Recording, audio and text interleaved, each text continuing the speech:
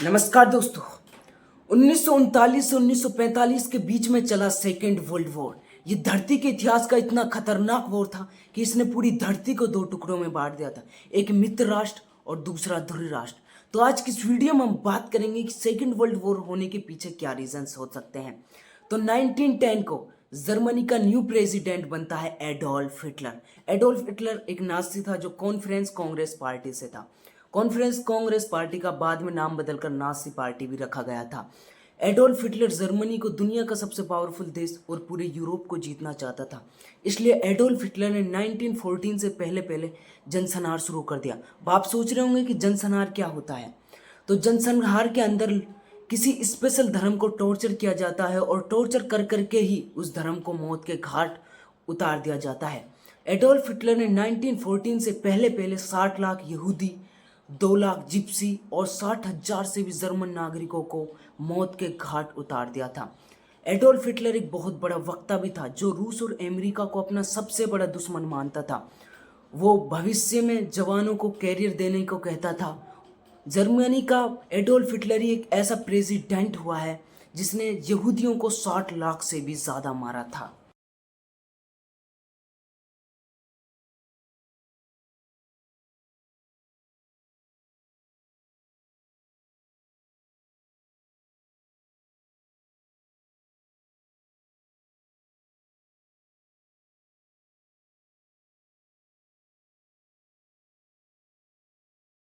लेकिन कुछ दिनों बाद इसराइल जर्मनी के ऊपर अटैक कर देती है।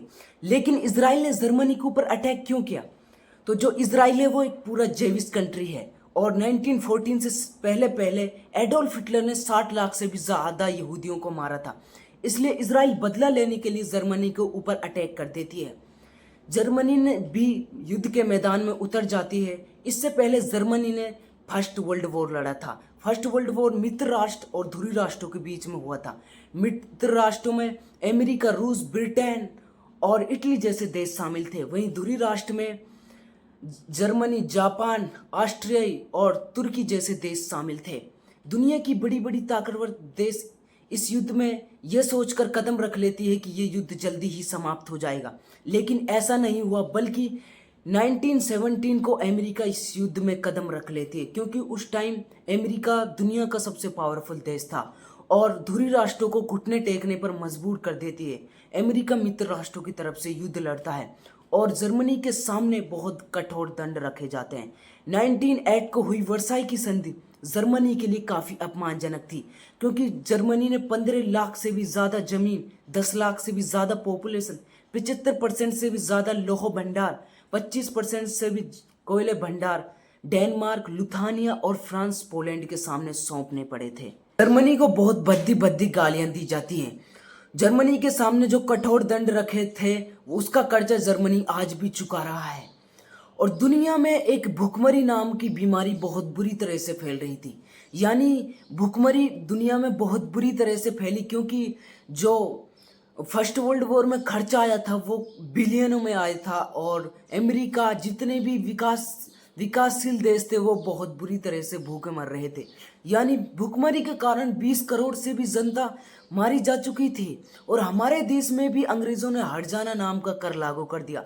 यानी हर्जाना का मतलब होता है कि गलती के रूप में दिए जाने वाले पैसे हर्जाना कहलाता है। ये सबसे पहले जर्मनी ने लागू किए थे। 1920 से 1929 तक दुनिया ठीक ठाक चल रही थी, लेकिन 1929 के लगभग दुनिया में एक बहुत बड़ा अकाल पड़ा। यह अकाल इतना खतरनाक था कि इसने 50 करोड़ से भी ज़्यादा लोगों को मार दिया था। और इस चीज़ से सबसे ज़्यादा बुरा हाल जर्मनी के ऊपर पड़ा था। अमेरिका में स्थित वॉल स्ट्रीट एक्सचेंज मार्केट, दुनिया का सबसे बड़ा शेयर बाजार, रातों रात ही दुनिया के सबसे बड़े शेयर बाजार ने 1.5 करोड़ से भी ज़्यादा शेयर बेच चुका था।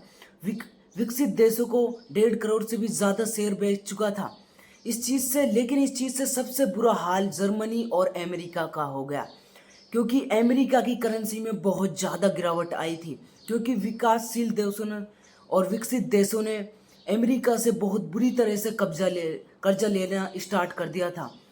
दुनिया में स्थित अमेरिका में स्थित वर्ल्ड इंटरनेशनल बैंक ने अनुमान लगाया था कि उस टाइम अमेरिका की करेंसी में कम से कम 50 करोड़ से भी ज़्यादा की गिरावट आई थी।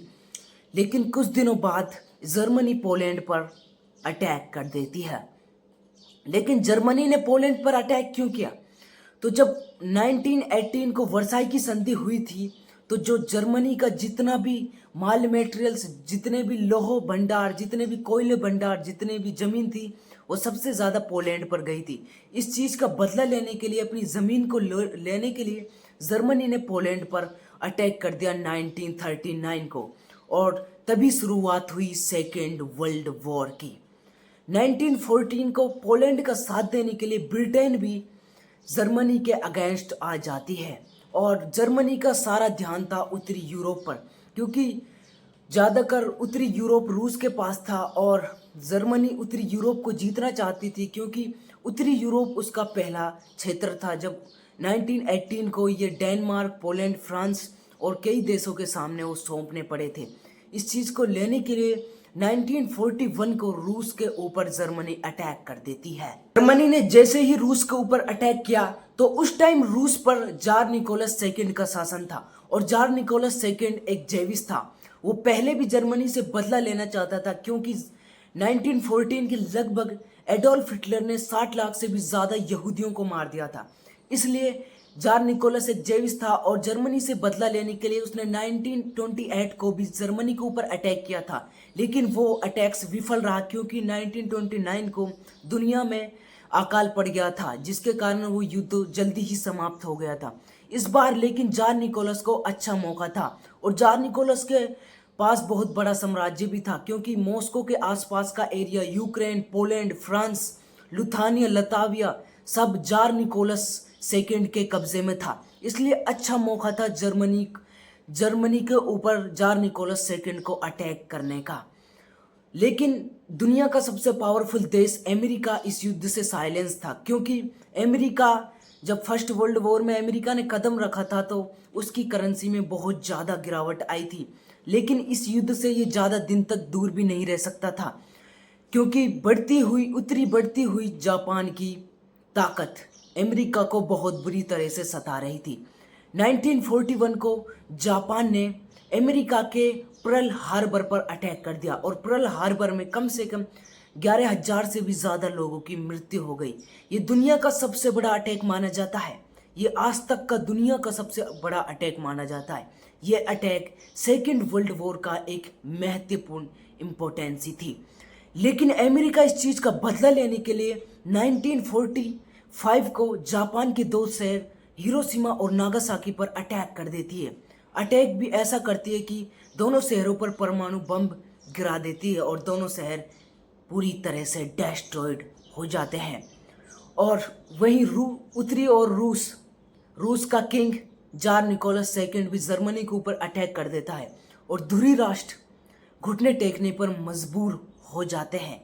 और जब जापान के ऊपर अमेरिका ने बम फेंक दिए थे, तो वहीं समाप्त हो चुका था सेकेंड वर्ल्ड वॉर।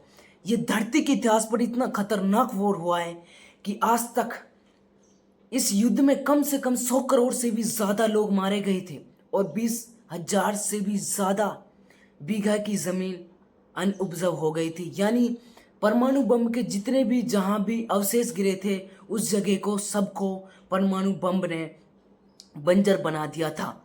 तो यही थी reality of second world war. अगर गाइस आपको ये वीडियो अच्छी लगी तो वीडियो को लाइक, शेयर, सब्सक्राइब करना ना भूलें। थैंक्स।